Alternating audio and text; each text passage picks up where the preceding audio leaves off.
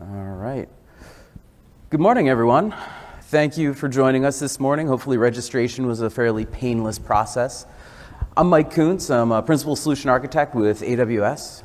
I'd like to tell everybody I've been AWS for about 5 years coming up now. And it was really easy 5 years ago because we had 12 services.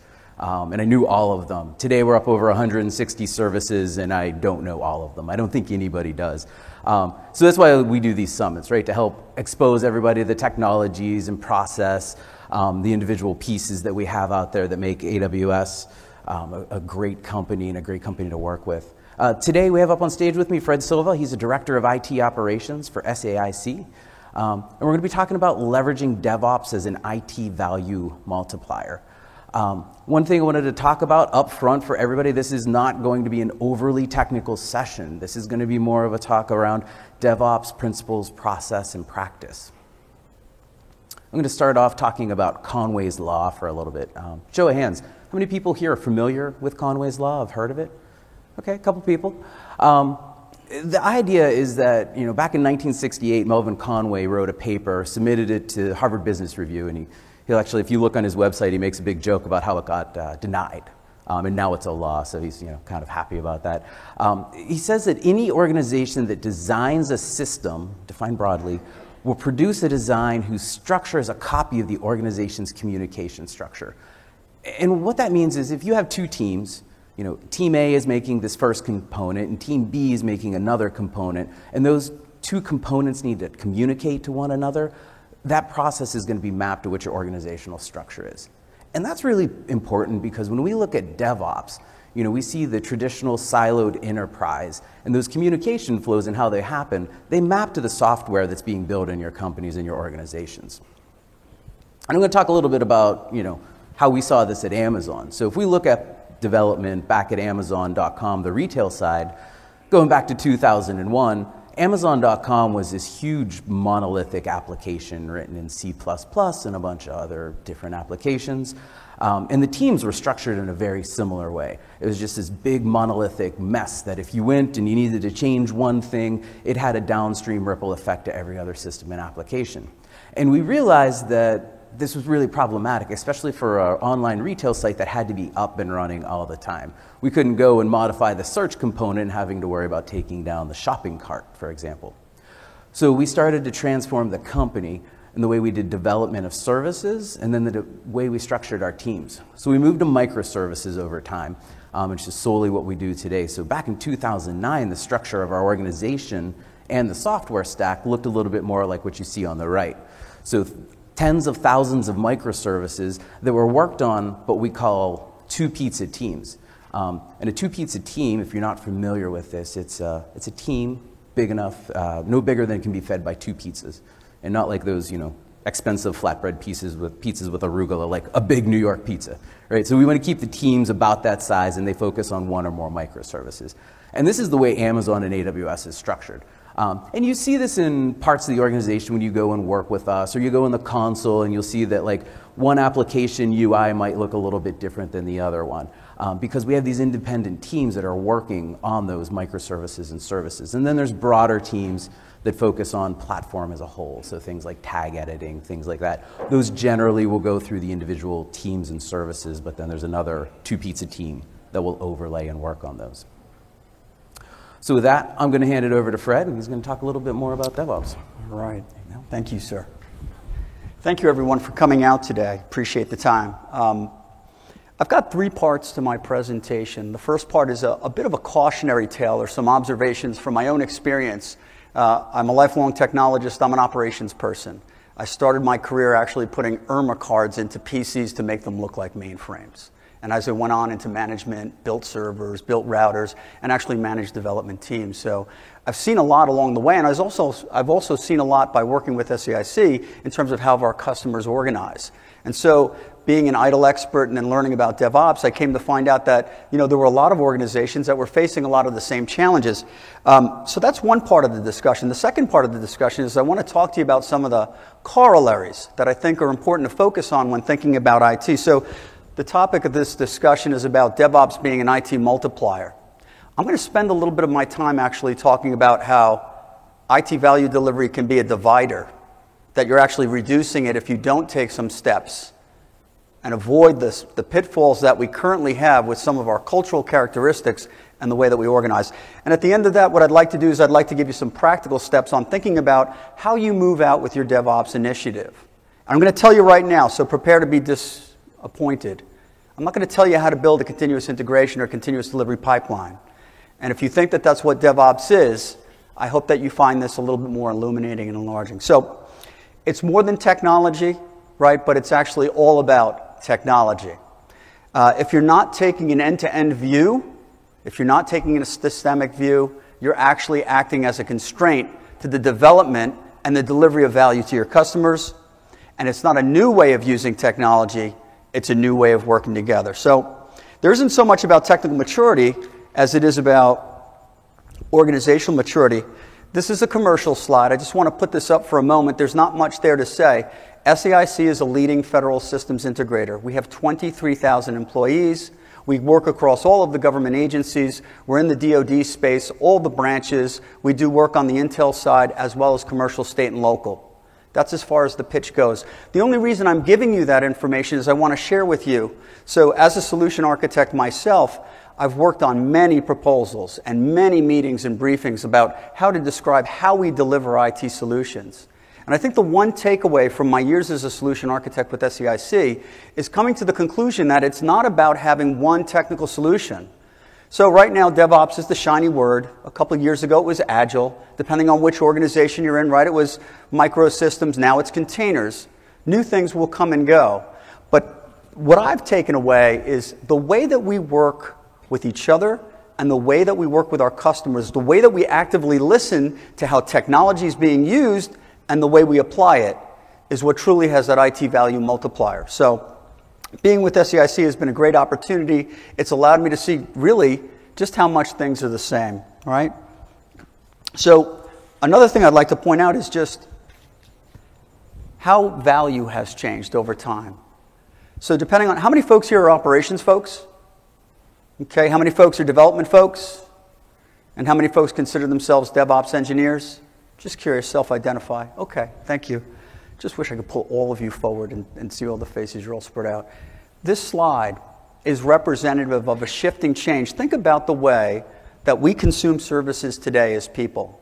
We do most of everything we do on our phones, right? Banking, insurance, communications. Think about how our customers' views of value are changing. And one of the things that's a challenge for us, and I'll talk a little bit more of this in a cautionary tale, is the way we as an IT professional have to adjust the way we perceive value through the lens of the customer. And I'll talk more about that in a little bit. But one of the comments that have been coming up that I've seen is, right, we're moving to an outcome-based economy. And as a matter of fact, if you haven't seen it in some of the trade papers, we're moving to experience-level agreements. So if you're an operations person and you have an idle background, right, counting the number of incidents that you have, the number of changes that you performed. If you're a developer, the number of defects in your code, your burn down chart. The metrics are important. They're no longer relevant. They're no longer relevant in any way of identifying the value that the business is getting from IT. They're good internal measures, if you will, for the level of efficiency. But if you want to understand the value that you're delivering from your applications as well as your sustainment, you have to go back to the business. And I think that's pretty critical when you think about how you apply DevOps capabilities, because if you're not taking that into consideration, you run the risk of delivering application changes at a rate that the customer may not want them or cannot consume them. And at the end of the day, you're still ending up with a bad story, right? So how we deliver and how we're measured are fundamentally changing. We need to deliver technical solutions to enable, but you have to have a complete perspective. When I first saw this picture, I thought to myself how often I found myself on that left side, right? So IT operations person, for me, it was all about consistency. It was all about setting up stability, making sure things stayed up. And when you think about how an IT organization as a whole works, don't we all focus on the things that we think we're being measured by? Don't we all focus on the quality of our code, the method by which we deliver IT services, the security that we put? But how often do we find ourselves as an organization actually painting ourselves into corner? Look at that picture there for a moment and think about the fact that all the people who started there were focused on completing that project, but found themselves not only painted into corners, but painted into different corners. And think about how often that you've been in technology discussions or business discussions with your customers trying to explain that it's not your fault or it's another group's fault. Has the business ever cared about where the issue was? And how we organize as a group has a big impact on that, right? It's not for lack of trying, though, right? So on the operations side, what did we do? We adopted frameworks for ITSM, right? ITIL, moving on to ITIL Expert. Has anyone actually attended an ITIL V4 Foundations course? It's substantially different. If anyone has a previous ITIL degree or certification, I recommend you look at ITIL V4. They've taken a lot of the practices found in Agile and that are being espoused by DevOps, and they're starting to drive those in, recognizing that we don't have time as an organization to build up to a bad conclusion. All right? So the takeaway that I'd like you to have is that you can be doing your job perfectly well, but if you're not working together holistically as a group, you're going to find yourself painted in a corner. And more importantly, your business isn't going to be satisfied with the quality of work that's being done, whether it's not stable, whether you're not delivering it at a speed that's acceptable to the customer or providing them feedback, or you're not doing it with a level of quality or security. All of these things have to come together in order for the customer to actually achieve what I would call positive value perception, right? So if we're so good at these things, why is this happening? Well, here's a couple comical pictures, but there's a real disconnect. And for anyone that's been in IT for a couple of decades, you'll probably understand the value behind or the humor behind some of these images. The picture on the left is meant to be representative of development, right? Development, the ultimate creative group, the problem solvers, the people often closest to the customer looking at business requirements and trying to understand how to translate those things into code. What's a developer told to do? Work faster, faster, faster, deliver, deliver, deliver. Operations folks, on the other hand, listening to the same customer, get a completely different charter. What are they told? They're told, whatever happens, work with it, but make sure that the systems don't go down. Your number one metric is uptime. And let's not even think about, how is quality or how is testing or how is security being integrated. I've got to believe that people probably still see these, and I see this, I talk to our customers all across the nation, and I still see these behaviors about development and the metrics and the drivers that they have and IT has. These groups are in two completely competing camps. What does that do to the way that we deliver value? How often have we not seen that divide that then starts with the development process that ends at operations, where nothing gets through because of changes or security? This disconnect is probably the one biggest constraint that we have as a systems integrator and that our customers have in terms of the way that they organize to achieve the full results of the investments that they make in IT. And think about the way that they're organized, too. And I think about the way our customers are organized and the way that we're organized. How many of you actually report to a development team that goes up to a development director, that goes up to a vice president of development, that may or may not talk to an operations team, or the operations director, or the individual folks who are there, right? Think about your customers and the senior leadership and their career trajectory, biases, and methods. While DevOps has become popular in the last few years ago, it wasn't long that Agile was something considered done in development, right? So while there's some benefits, the law of unintended consequences raised its ugly head. Anyone know who these two people are? So I was curious. I was wondering if I was being generational and actually putting this up. I just wanted this to kind of cap off the previous slide, which is pointing out, if you set groups and you've got one IT, right, one information technology team, and you've got a value stream, and that value stream should be about delivering what the requirements of the customer dictate. But you organize against different metrics and different best practices, you end up with an impedance mismatch. And at the end of it, you're not necessarily getting the box of chocolates that you want. You may not even be getting them at the quality that you want them. But you're having a hard time even organizing the work within your own teams. And so my point is that we've seen many times where development teams and operations teams, when not communicating and not working together, ultimately end up being a IT value divider. And the thing that DevOps looks to do is to break down some of these silos that are created over time. Part of what I'd like you to take away is to think about how you measure the success in your own organization. Take those metrics today and bring those up to your IT group. When I say bring them up to the IT level and look at the head of IT and see if they match up to your business. Because is it really about complete 100% uptime? Or is it about keeping up with competition? Or is it about meeting a certain capacity level given the surge within your business? You should be listening to the tick-tock or the cadence of your business, not the ability of operations to move faster or applications. And if you're certainly not working in sync, you're going to have outcomes that look a lot like this, right? So I'd like to shift a little bit and talk to you about a couple corollaries that I've come up with that I'd like to share with you. And I've talked a little bit about them, about the IT being the business, right? IT drives the business. IT is not the business.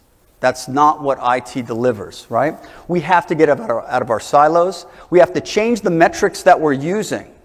We have to start talking about the speed at which features and capabilities can be realized, not the number of changes that we've done or the speed at which we do them. Right? The cadence should be dictated by the business. And one of the bigger things in DevOps, and just to put a finer point on it, if I could boil it all down, and I've got a definition that I'll show you as well. DevOps is all about aligning IT delivery to the cadence of the business. It's about doing it with less risk by taking an agile approach that allows you to speed incremental delivery of capabilities over time that allow the customer to experience it, to give you feedback on it, and to improve it.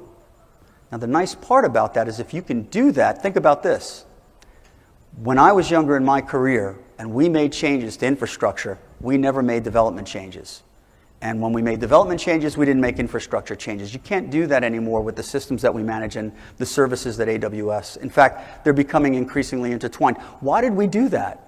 Because it took a long time to develop those changes. It took a long time to get those resources. And so if there was a failure, one, besides the blame storm that would happen, you'd end up in a plethora of meetings trying to explain why you weren't going to complete it again. And then what ended up happening?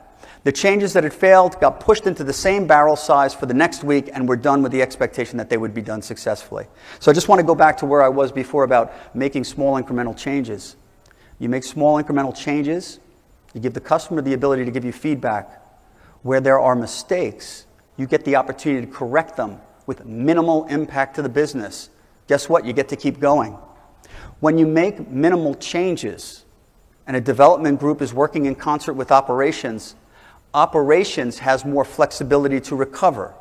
If operations can recover systems faster, the customer has more confidence that the work you're doing can produce results as well as recover from any said change that may or may not have had an unintended consequence. So the whole point behind this is that they're not two separate things working in concert together. It's an absolutely collaborative engagement between the incremental delivery and alignment of operational resources to receive that and respond to it so that customers can tell you what's working and what's not working, and to develop the confidence so that when things do go wrong, and you demonstrate that you can recover them quickly, you're in a positive position and the customer takes more value from the services you deliver, right? So I think metrics are important, but they're not the only thing. The velocity needs to be the responsiveness of the business. The ability to recover components and services are critical, and the value derived by the customer from customer experience needs to move to customer delight. It's about the customer, right? And operations, by the way, can no longer bury its head in the sand and say, hey, I'm all about the ilities. I'm about availability, capacity, continuity, security. You've got to be right there with the customer. You've got to help understand what's being done and being part of those groups. Second corollary, value is subjective, right? So many times we're asked to produce end-of-month reports that demonstrate, quote unquote, our success to meeting particular milestones. Don't ever forget, at the end of the day, if you're serving a customer, The only milestone you really need to be worried about is, are they satisfied with the work you're doing? And what is satisfaction is defined to the customer. Table stakes today is uptime. Table stakes expects flexibility and all the promises that cloud delivers. The challenge that I've seen is that customers latch on to words or concepts and then just simply say they want them without being able to move organizationally or culturally towards them. So we have a thriving cloud practice. And increasingly, the government's starting to realize that this can really be a value multiplier. But they don't necessarily know how to get there, and they don't understand that implementing application services and capabilities, forget about even saying the word application. Think about outcomes. You don't need to own applications like you don't need to own services. You need to be focused on outcomes and trying to explain to your customer that you're not valued by the number of services or the number of applications you manage, but by the ability to take new requirements and respond to them as the true arbiter of value is a very powerful statement. And when the customer starts to see that they don't have to worry about development best practices, but more importantly, where to put their priorities or resources, that's when as an IT organization you can start to further harmonize and start to bring those wonderful things like CI/CD and use automation and all the promise that comes with it. But if you go back a few slides with the faster, and with the stability, and you bring those two groups together, and you don't have that common cause, what you have is two groups that are going to be orthogonally opposed to each other, and you're never going to see those benefits, right?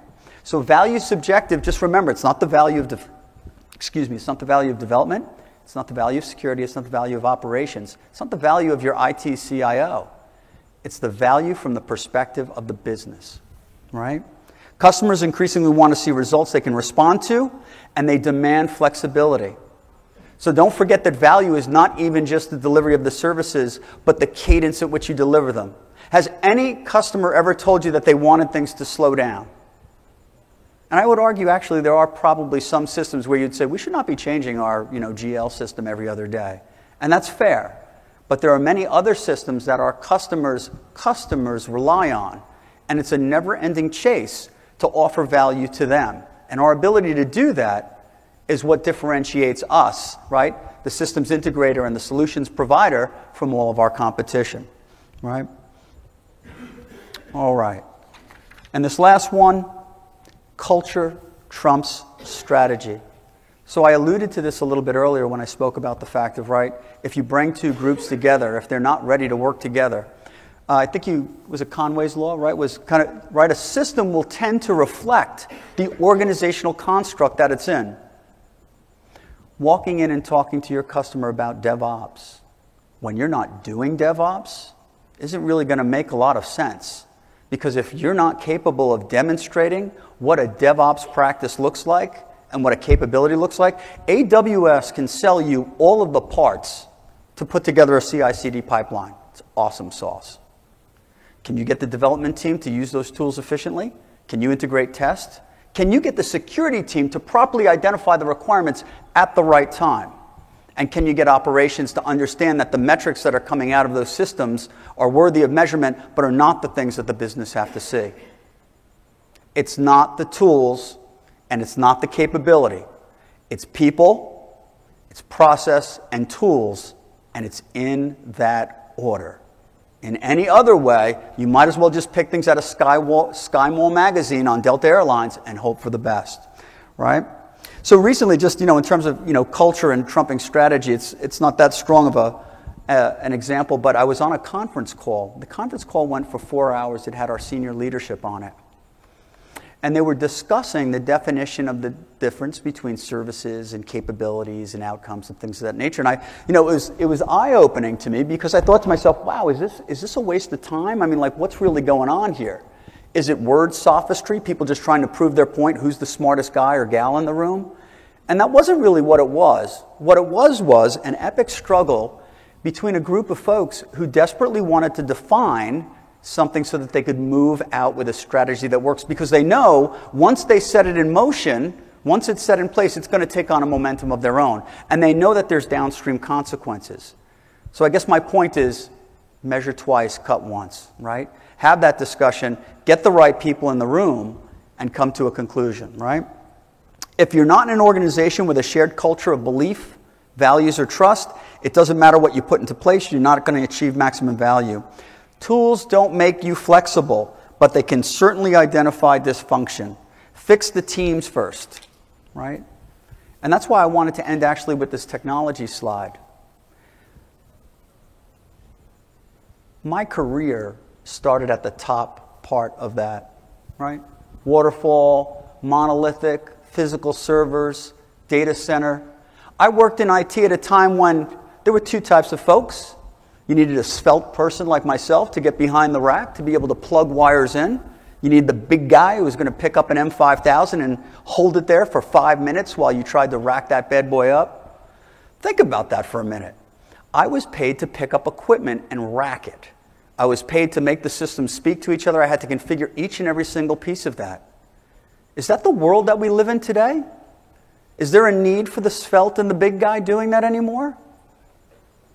They may have those characteristics, but they're not requirements of IT success. We've moved to microservices, containers, and clouds. Much of this has been done for us. We've moved to a point where we're no longer worried about how to knit the technology together, but more importantly, how to align it to the business to be able to deliver at a rate that makes sense. Right? So when you see folks saying that they want to move into containers or microservices, and by the way, so this is where from a technology standpoint, you've got the team in place, you've got the processes in place, and now you start to look at the tools. If you fail to get the first two together, in my old job 2 or 3 decades ago, I had a week or two to recover from failure because I could always claim that I had a delay from a vendor or maybe there were a couple of things that I saw in early testing and I could correct them. You don't have time to build up to a bad conclusion with the tools that are available today. You can instantly deploy. People expect you to do your planning up front. If they expect those types of outcomes, development, security, operations, testing, and quality all need to be aligned so that when you press the go button or you enable your CI/CD pipeline, it all works as expected. And when it breaks it, you can fix it quickly. All right? So technology is one component, and it can be an accelerant to achievement, or it could be burning down your house. It's a bit of an eye chart. Actually, I have a little. I'm not gonna go through all of the chart. What I would like you to do, though, is if you would, you can read the whole chart when I'm done in a second. Please read the definition. Right? DevOps is a cultural and professional movement that extends. I'm sorry, Mike, to give you my back. That extends agile, lean, and IT service management principles to accelerate the delivery of value via software and infrastructure changes by emphasizing collaboration and communication between development and IT operations. Just unpack that in your mind for a little bit and think about all the things that you go through in your own set of responsibilities. The definition, and I teach this course, the DevOps Foundation course, that first statement in and of itself to me sets the premise for everything that needs to follow. A professional and cultural movement that extends agile, lean, and ITSM practices. It assigns no ownership to those frameworks. More importantly, it talks about setting up the team that's capable of delivering. And it used to be, the definition actually used to be mostly around software. And then they started to realize that actually there's some significant infrastructure changes that are made that should be included, right? So via software and infrastructure changes by emphasizing collaboration and communication between development and IT. And just for the purposes of this definition, development and IT is inclusive of all of the functions in between, including quality, testing, and security and how you use them, right? DevOps was never meant to be exclusive to dev and operations. It was simply it was actually a shortcut of what came from the first DevOps days, right? 3 things. Has anyone ever here read The Phoenix Project by Gene Kim? Right? Did you enjoy the book?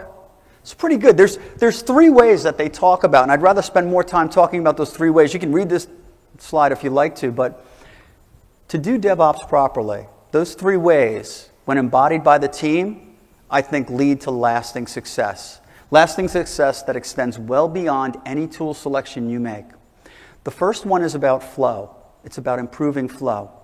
It means getting a profound understanding of the system that you're working on, not just from an operational standpoint, but from what the customer wants as well as on how it's delivered. It's all about removing constraints.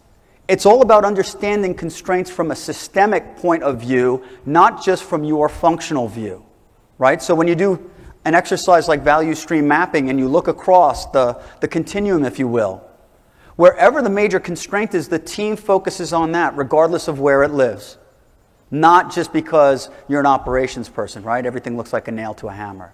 So flow is all about improving the speed to delivery and about removing the constraints that impede delivery. Well, that's kind of good, but I think I'd argue going faster, and we'll get there, is maybe not the whole story. The second way talks about feedback. The feedback that we get from the customer, the feedback that we get from operations, the feedback that we get from security and from testing. And recognizing that the receipt and the integration of feedback allows for the shortening of feedback loops, which in turn shortens the amount of time to make adjustments to projects and plans.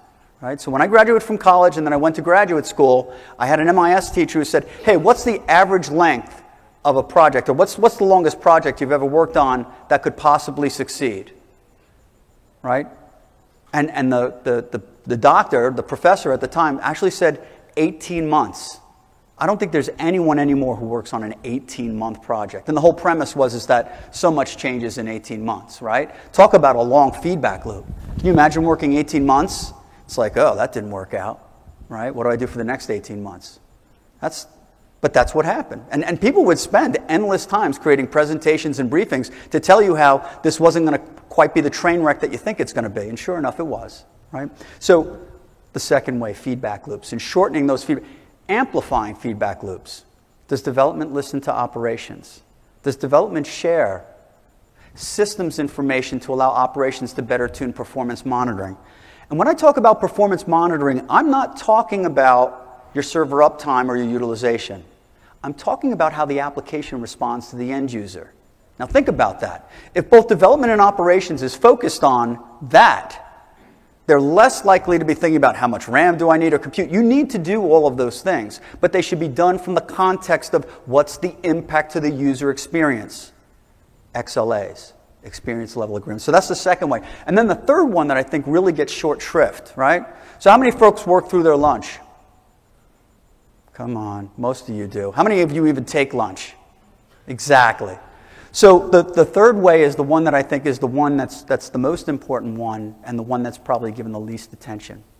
And it's about how experimentation and learning through practice is the prerequisite to mastery. It's a twofold. Learning through experimentation, and that practice is the prerequisite for mastery. When you're at your most tired after you've done a 50 or 60-hour work week, do you come up with the epiphany to bring to your boss about what's going to work well or how you're going to fundamentally change the way things are delivered? No, you're not.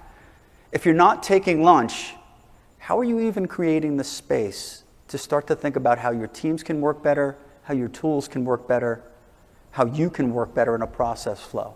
Creating that space. And by the way, the experimentation doesn't mean to start being a lunatic and start doing things in production. But think about this. If you are delivering in shorter cycles, and you can show that you can recover because you're working together and you're improving the stability. The more you improve the stability of your organization, the more you can ingest change at a higher rate. The more you ingest change at a higher rate in smaller increments, on failure, you can recover them quicker. The customer gets more excited, you get more excited. The tools start to get pointed to outcomes and not just metrics that serve one group. I think I'm running short on time, so I think I better move it on. So, frameworks. The only thing I'd like to say about this is that for a good amount of time, people looked at Agile, Lean, and ITSM as the purview of specific groups. And I would argue that when you look at Agile practices, even the people who came up with the Agile Manifesto were not necessarily solving a computer science problem. They were saying, how do I solve a problem where I don't have all the information and can move towards it in an iterative fashion? Now, we now see that testing, security, and operations are increasingly incorporating. And DevOps, I think, has a lot to do with that. Lean, I like to say, is, Six Sigma. It's all about chasing the nines and defects. But think about this.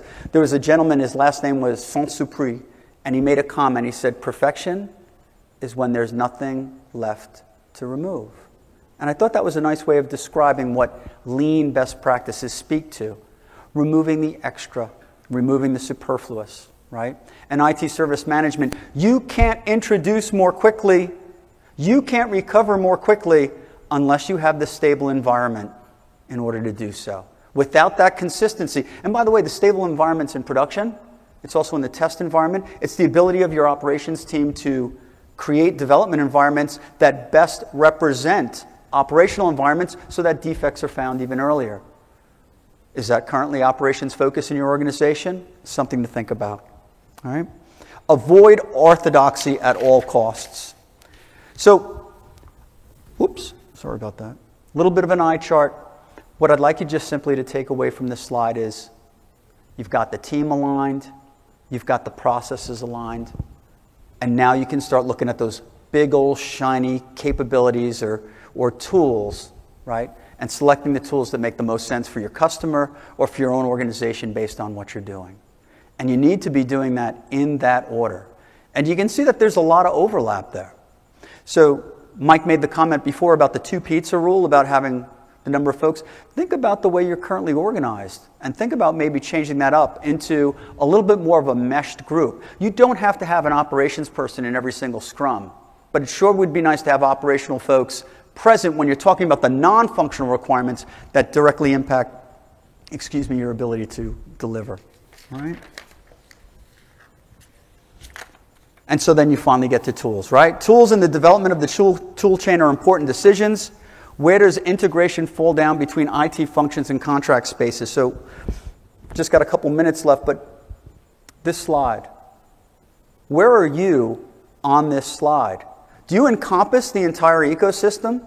Are you operations? Are you development?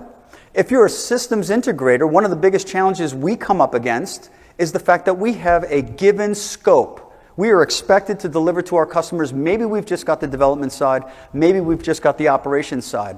When you're actually trying to achieve continuous integration and continuous deployment, how do you work across vendors? How do you work across a program that has an organizational culture that is siloed but requires you to build a capability that by its very nature requires integration across all functions?